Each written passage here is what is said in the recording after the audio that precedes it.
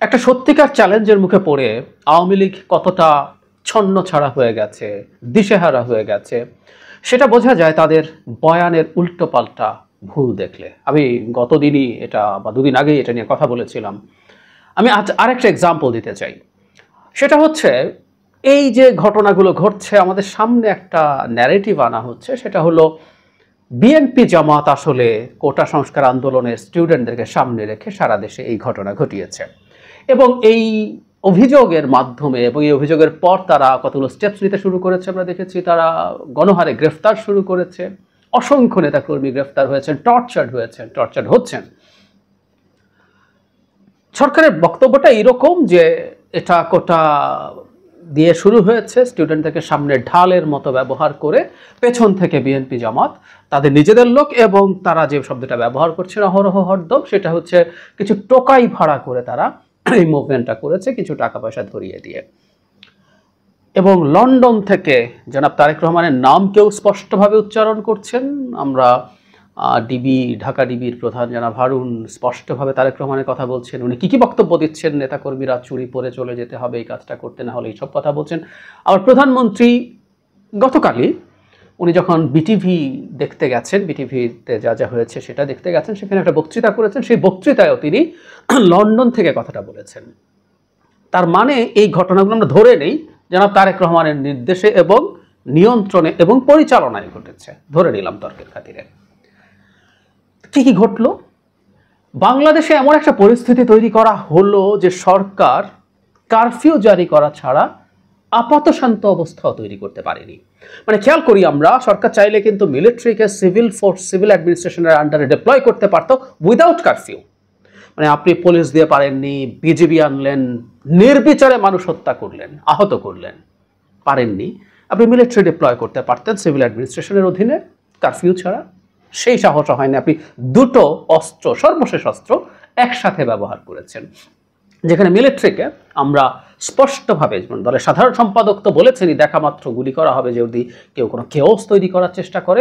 মিলিটারিকে আমরা একই ধরনের মাইকিং করতে শুনেছি। সো আপাত শান্ত অবস্থার জন্য একেবারে সর্বশেষ যে অস্ত্র, লাইফ সাপোর্ট বা ভেন্টিলেটর আইসিইউতে যেমন দেওয়া হয়, সেটা এনে এখন পর্যন্ত সরকার বেঁচে আছে।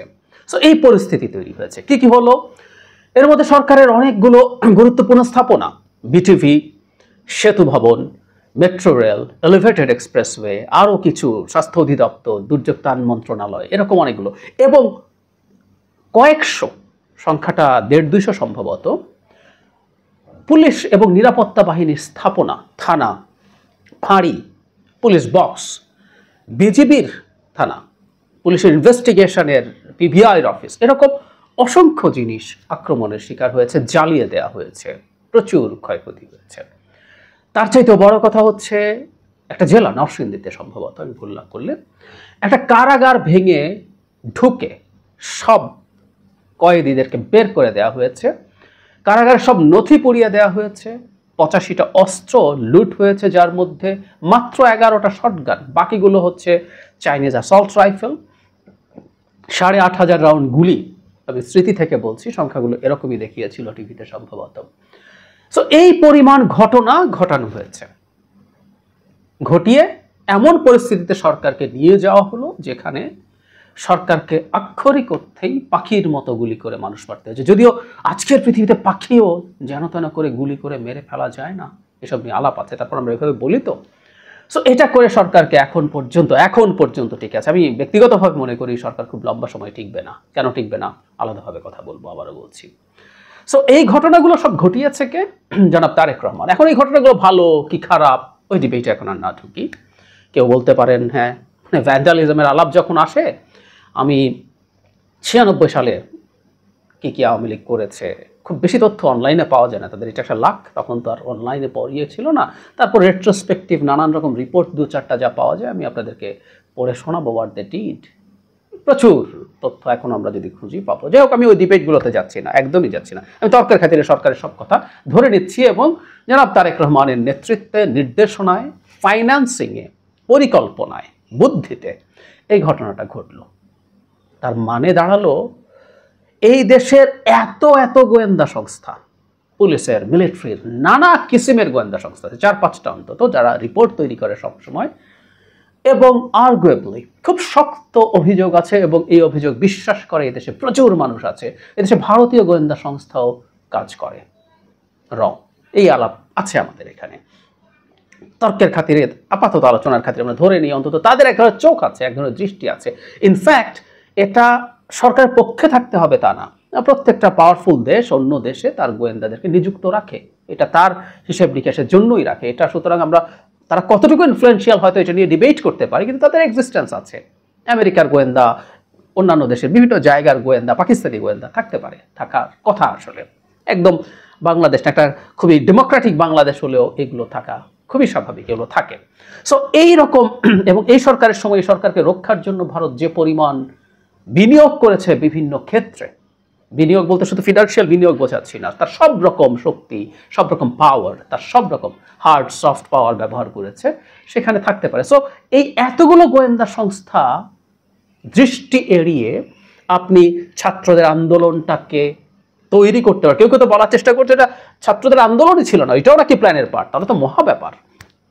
তো আপনি এদের সবাইকে এড়িয়ে ছাত্র আন্দোলন করলেন, অথবা ছাত্র আন্দোলনের ভেতর ইনফিলট্রেট করলেন, ধাপে ধাপে এটাকে ওই জায়গায় নিয়ে গেলেন, এবং পরবর্তীতে এই রকম ঘটনাগুলো বাংলাদেশে ঘটাতে পারলেন যেখানে অসংখ্য মানুষ এসে যোগ দিয়েছে। হ্যাঁ, এটাও ফ্যাক্ট, আমাদের কাছে যেহেতু এখন ভিডিও আছে, সেখানে দেখবো আমরা প্রচুর সাধারণ মানুষও কানেক্টেড হয়েছে। তার মানে বিএনপি এমন মানুষকে, সাধারণ মানুষকে রাস্তায় নামিয়ে আনতে পেরেছে যারা মুহুর্মুহু রাষ্ট্রীয় বাহিনীর গুলির, রাষ্ট্রীয় বাহিনী বলা ঠিক হচ্ছে না, এগুলো একেবারে আওয়ামী লীগের পেটোয়া বাহিনীতে পরিণত হয়েছে আমাদের তথাকথিত আইন শৃঙ্খলা রক্ষাকারী বাহিনীগুলো। তারা সমানে গুলি করছিল, পুলিশ, বিজিবি, আমরা দেখেছি। তার মুখে এসে দাঁড়িয়েছে তারেক রহমানের পরিকল্পনায়, প্ররোচনায়, তাই তো? এবং এই পরিমাণ ভাঙচুর করতে পেরেছে রাষ্ট্রের কি পয়েন্ট ইনস্টলেশন বা কেপিআই গুলোর মধ্যে ঢুকে ভাঙচুর, জ্বালানো থেকে শুরু করে এসব ঘটাতে পেরেছে তার পরিকল্পনায়। তার মানেটা এই দাঁড়ালো কি অসীম ক্ষমতাবান মানুষ জনাব তারেক রহমান, তাই তো দাঁড়ালো। সরকারের বয়ান যদি সঠিক, আমি বলছি না এটা সঠিক বা ভুল, পরের কথা, আমি সরকারের অ্যানালিসিসটাকে ধরছি। এই পরিমাণ শক্তি তাহলে তারেক রহমান অর্জন করেছেন সব জায়গায়, যিনি এই সরকারকে প্রায় ফেলে দিয়েছেন, এবং এই সরকার পড়েও যাবে। যদি এই মুহূর্তে বা কম সময় নাও পড়ে, ধরে নিলাম, আবারও তর্কের খাতিরে হাইপোথেটিক্যাল সিচুয়েশন চিন্তা করি, সরকার একটু ঠিকঠাক হয়ে উঠতে পারলো for the time being, at least for some months, যদি সেটাও হয়, তাহলে কি এটা বোঝা যাচ্ছে না যে তারেক রহমান এতটাই পাওয়ারফুল হয়ে উঠেছেন তার নেটওয়ার্কিংয়ে, তার পরিকল্পনায়, তার ফিনান্সিয়াল ক্যাপেবিলিটিতে, তার বুদ্ধিতে, যে তিনি আবারও এই সরকারকে ধাক্কা দিতে পারবেন, সেরকম পরিকল্পনা করতে পারবেন। কেউ বলতে পারেন সরকার এইবার আরও সব ব্যবস্থা নেবে, কিন্তু ব্যবস্থা তো আপনার ছিল 15 বছর ধরে, আপনি বহু বহু বহু ব্যবস্থা নিয়েছেন। বিএনপি নামক দলটাকে নানাভাবে হয়রানি করতে করতে করতে করতে ভীষণ দুর্বল দলে পরিণত করার চেষ্টা করেছেন, মামলা, জেলে থাকা, কি না, তারপরে তো হলো। সো আপনি ব্যবস্থা নিলে তো তারেক রহমান আবারও একই রকম পাল্টা, উনিও শিখছেন, উনি এতই স্মার্ট এখন হয়ে গেছেন, সো উনি তো এগুলো পাল্টা, আপনি যা করবে তার পাল্টাও সে শিখে যাবে। তার মানেটা কি এই দাঁড়ালো না যে সরকারের পতন হবে জনাব তারেক রহমানের হাতে?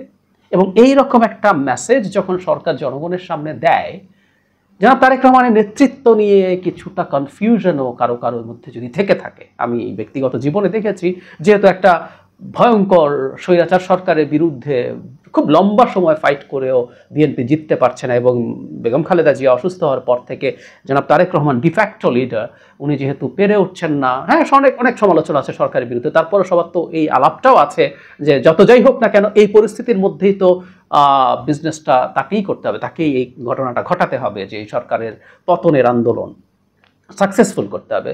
সেটা উনি পারবেন কি না, যদি কিন্তু দিয়ে উনি ক্যাপেবল কি না, এই প্রশ্নগুলো কেউ করার চেষ্টা করেন। আমি ব্যক্তিগত পর্যায়ে দেখেছি সরকার বিরোধীদের মধ্যেও এ ধরনের প্রশ্ন আছে।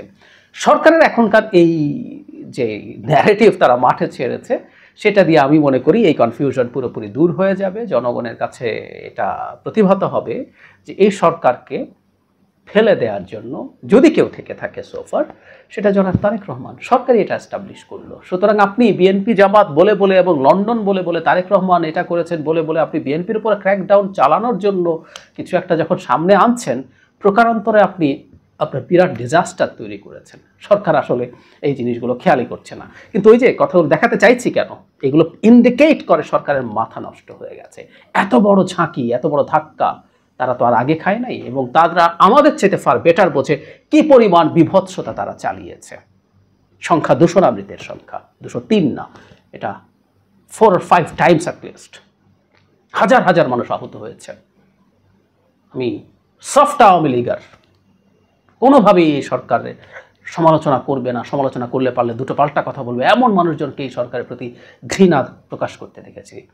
সুতরাং সরকার খুব ভালো মতো জানে সরকার আসলে পায়ের নিচে একটুও মাটি নাই। রাদার সরকার জাস্ট একটা চোরাবালির উপরে দাঁড়িয়ে আছে যে আস্তে আস্তে ডুবে যাবে এবং খুব বেশি সময় লাগবে না। সে কারণেই তাদের মাথা নষ্ট হয়ে গেছে এবং তাদের এই যে ন্যারেটিভগুলো একটার পর একটা, তারেক রহমান এটা যদি সত্যিই হয়ে থাকে, আমি টেকনিক্যাল তর্কের খাতিরে বলছি, যদি সব জেনুইন তথ্য থাকে, এই তথ্য সামনে আনা একটা ব্লান্ডার, একটা ডিজাস্টার। এই ডিজাস্টারগুলো প্রমাণ করে আওয়ামী লীগের দিন শেষ।